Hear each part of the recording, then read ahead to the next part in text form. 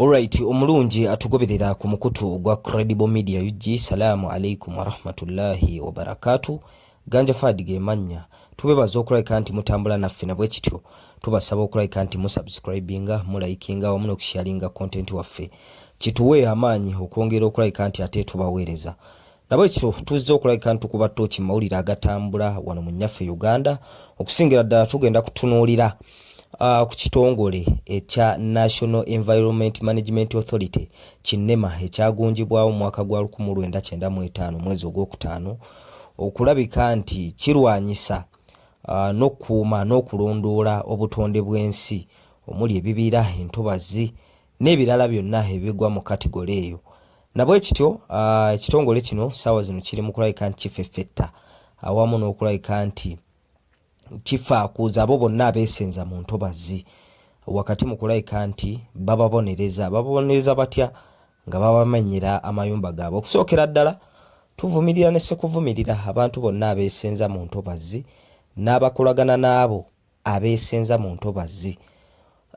Bwe tugamba nti abakolagana n'abo abeesenza mu ntobazi kitegeeza nti kino kirimu abakulembeze aba LC1 abateeka emikono ku ndagaano mu abo abagula mu ntobazi ng'ate bakimanyi bulungi nnyo nti kye bakola kya bumenyi bw'amateeka. Entobazi zino omugaso gwazo ki?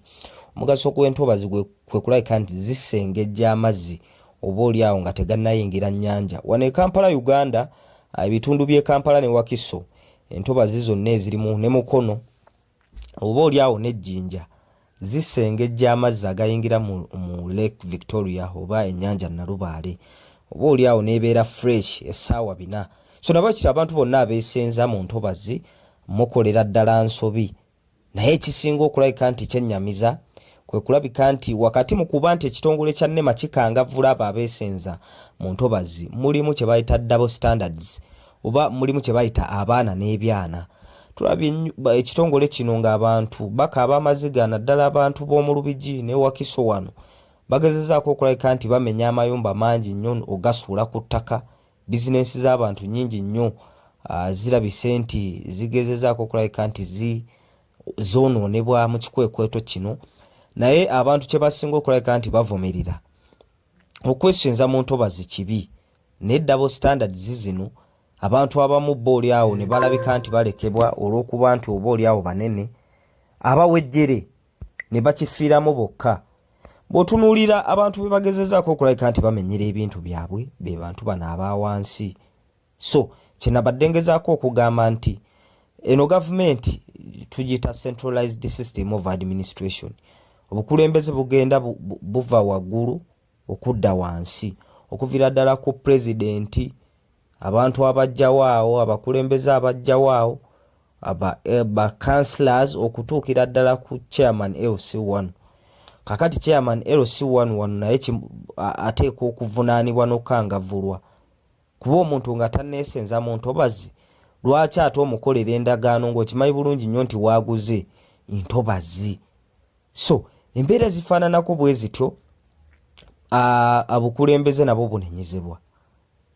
Obukulembeze wakati mu kuba nti bunenyezebwa n'ekitongole kya NEMA kyennyini nakyo oba oli awo ne tukitunulamu n'okukikubamu ttooki. Lwaki abantu bano abanaku abawejjere bebeka abakangavvulwa newankubadde nga baba mu nsobi? Bw'otunuulira kampuni oba factories ennene wano mu Kampala, Wakiso, Mukono, Jinja n'ebitundu byonna ebyetoolodde wano Kampala Metropolitan byazimbibwa mu ntobazi. Gavumenti yennyini awo tuddamu ate nayo ne tugicekinga. Ba investors abanene bwe bajja okuviira ddala mawanga ag'enjawulo nga China, abayindi abalina wano bikampuni byabwe binene, lwaki bwe bajja okubawa ettaka babawa mu ntobazi? Bw'otunuulira ebitundu by'ennammanve wano mu Mukono, ennammanve wano wonna wano ku Jinja Road, kampuni zonna eziriwo ekyamazima ziri mu ntobazi. Nnammanve yenna ba investor bwe bajja babawa mu ntobazi. Kyokka ate bo ne beopaleetinga bulungi.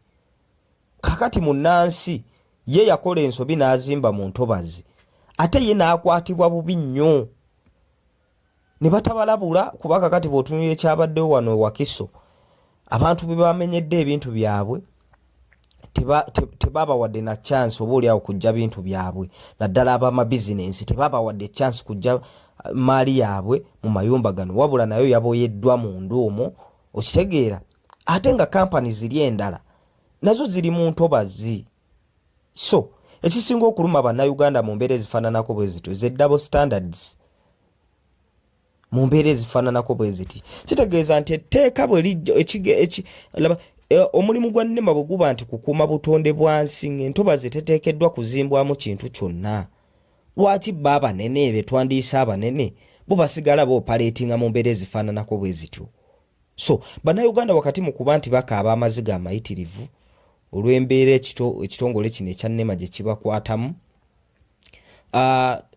kibaleetera obuteesingisa musango kuba senga babadde bafaakuzaako ne mu kampuni zino oba factories zino nnene zonna across Kampala Metropolitan n'ebitundu ebirala ebya Uganda nazo ne bazikwatamu nti bannange mwazimba mu ntobazi ne babakwata mu ngeri y'emu gye bakwatamu abawejjere senga abawejjere bano n'obulumi tebalina bungi ku mutima naye omuntu asonze 1,200 jukira poloti zino bazitunda bbeeyi rayisi ez'entobazi naweza miliyoni ze 3 miliyoni ze 4 kakati n'ateekamu n'akayumba akakunukiriza miliyoni ze nga 7 mu kaseera ke kamu mumulaba nga agula kuba abakulembeze aba LC1 basayininga ku ndagaano zino oba ku byapa okitegeera mumulaba nga azimba olumala byonna ne mujja ne mumumenya mu mbeera ekyasingidde ddala okuba ey'obukambwe kyokka ate naye n'atunuulira abalala oba oliawo abamwetoolodde kati wano ennansana wano mu bitundu bya Lubijja abantu be bagezezaako okulabika nti bamenyera ebintu byabwe wabaddewo kampuni ya petrol station eya Starbex kampuni ya Starbex nayo eri mu kitundu kyekimu ewamenyeddwa amayumba g'abantu neyo tekwatiddwako so omuntu buli watunuulira ebintu ebifaananako webityo kimuleetera ennyiike kimuleetera obulumi ku mutima kimuleetera okulabika nti atambulira mu mbeera nga waliwo obusosoze mu ngeri gye bahandolingamu ebintu oba issues z'eggwanga lino so nabwe ekityo ekikolwa eky'okwesenza mu ntobazi kibi naye ate kireme kuba ku kibi ku bantu sekinnoomu tukivumirire ne sekuvumirira nga tutunuulidde bazitowa buzitowo ki na bawuka mu ngeri ki tulyoke tukwasaganya emirimu gino so bannayuganda wakati mu kuvaayo nga batunula embeera eno bavumirira oba oliawo ekikolwa eky'okwesenza mu ntobazi naye ate bavumirira ne sekuvumirira ekikolwa ekya double standards bonna bwe baba bakangavulwe lumu kuba ffenna abannayuganda tuba bamativu nnyo tuba basiimu nnyo ng'amateeka gakwata abantu kyenkanyi kuba mu mbeera eno ey'okuuma obutonde bw'ensi ffenna twagala obutonde bw'ensi okulabika nti butambula mu ngeri gye buteekeddwa okutambulamu nti bukuumibwa bwe giba miti institutions ez'enjawulo obwakabaka bwa Buganda kampuni ez'enjawulo zivuddeyo ne kampeyini nti tusimbe emiti okitegeera bwe kuba nti kuuma nnyanja bagezezaako okulabika nti bavaayo ne kampeyini nti bannange ennyanja eno etuyambako mu kuuma obutonde bw'ensi so nabwe tugikuume ebeere ng'eri mu mbeera nnungi wakati mu gikuuma okwesenza mu ntobazi